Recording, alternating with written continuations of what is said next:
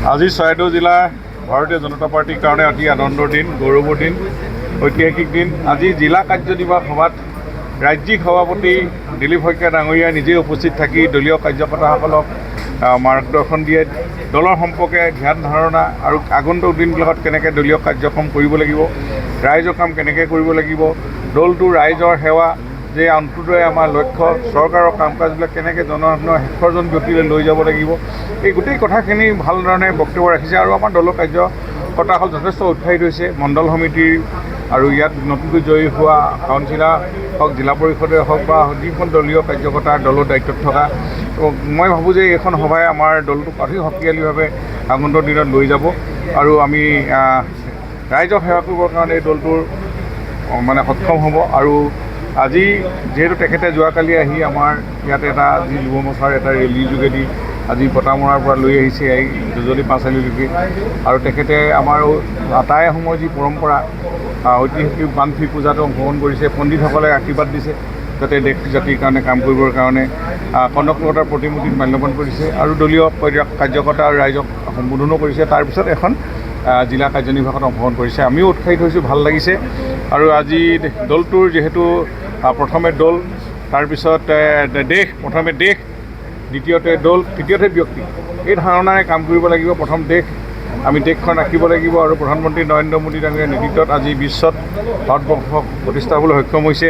আৰু আমি যিবিলাক কাৰ্যক্ৰম কৰোঁ, আমি 21 জুনত আমি যেনেকৈ যোগ কৰোঁ, এই যোগটোক আমি স্থায়ীভাৱে কাৰ্যকৰী কৰোঁ। দিৱস হওক, আমাৰ এই সুশাসন দিৱস, এই গোটেই কাৰ্যসূচীখিনি সুচাৰুৰূপে পালন কৰিবৰ কাৰণে তেখেতে ধুনীয়াকৈ কাৰ্যকৰ্তাসকলক নিৰ্দেশ দিছে।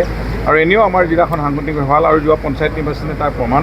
আমি 100% আমি জিলা পৰিষদ আৰু আঞ্চলিক পঞ্চায়ত জিকিবলৈ সক্ষম হ'লোঁ। গতিকেলৈ আৰু অধিক আমাক উৎসাহ লাগিব, আৰু অধিক আমি সংগঠন কৰিব লাগিব। এই ধাৰণাৰে আমাৰ দলৰ জিলা কাৰ্যক্ৰম, তাৰপিছত মণ্ডলৰ সভা হ'ব, তলৰ পৰ্যায়লৈকে যাবগৈ।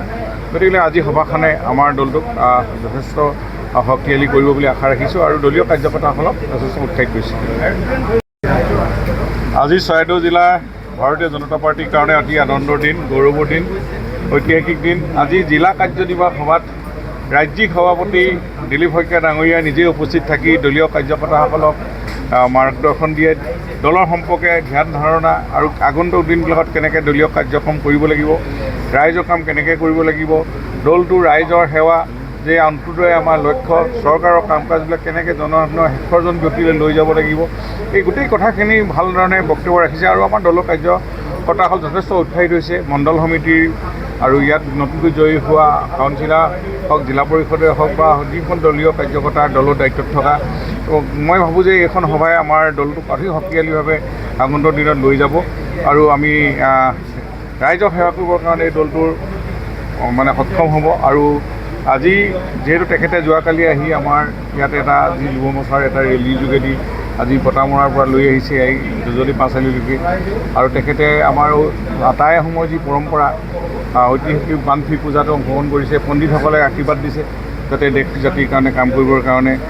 কনকলতাৰ প্ৰতিমূৰ্তিত মাল্যবান কৰিছে আৰু দলীয় কাৰ্যকৰ্তা আৰু ৰাইজক সম্বোধনো কৰিছে। তাৰপিছত এখন জিলা কাৰ্যনিৰ্বাহকত অংশগ্ৰহণ কৰিছে। আমিও উৎসাহিত হৈছোঁ, ভাল লাগিছে। আৰু আজি দলটোৰ যিহেতু প্ৰথমে দল, তাৰপিছত দেশ, প্ৰথমে দেশ, দ্বিতীয়তে দল, তৃতীয়তে ব্যক্তি, এই ধাৰণাৰে কাম কৰিব লাগিব। প্ৰথম দেশ, আমি দেশখন ৰাখিব লাগিব। আৰু প্ৰধানমন্ত্ৰী নৰেন্দ্ৰ মোদী ডাঙৰীয়াৰ নেতৃত্বত আজি বিশ্বত ভাৰতবৰ্ষক প্ৰতিষ্ঠা হ'বলৈ সক্ষম হৈছে। আৰু আমি যিবিলাক কাৰ্যক্ৰম কৰোঁ, আমি 21 জুনত আমি যেনেকৈ যোগ কৰোঁ, এই যোগটোক আমি স্থায়ীভাৱে কাৰ্যকৰী কৰোঁ। দিৱস হওক, আমাৰ এই সুশাসন দিৱস, এই গোটেই কাৰ্যসূচীখিনি সুচাৰুৰূপে পালন কৰিবৰ কাৰণে তেখেতে ধুনীয়াকৈ কাৰ্যকৰ্তাসকলক নিৰ্দেশ দিছে। আৰু এনেও আমাৰ জিলাখন সাংগঠনিকভাৱে ভাল। আৰু যোৱা পঞ্চায়ত নিৰ্বাচনে তাৰ প্ৰমাণ। আমি 100% আমি জিলা পৰিষদ আৰু আঞ্চলিক পঞ্চায়ত জিকিবলৈ সক্ষম হ'লোঁ। গতিকেলৈ আৰু অধিক আমাক উৎসাহ লাগিব, আৰু অধিক আমি সংগঠন কৰিব লাগিব। এই ধাৰণাৰে আমাৰ দলৰ জিলা কাৰ্যক্ৰম, তাৰপিছত মণ্ডলৰ সভা হ'ব, তলৰ পৰ্যায়লৈকে যাবগৈ। গতিকে আজি সভাখনে আমাৰ দলটোক যথেষ্ট শক্তিশালী কৰিব বুলি আশা ৰাখিছোঁ। আৰু দলীয় কাৰ্যকৰ্তাসকলক যথেষ্ট উৎসাহিত কৰিছে। যিকোনো খবৰৰ বাবে যোগাযোগ কৰক 7099017330 লগতে 7099017110 নম্বৰত।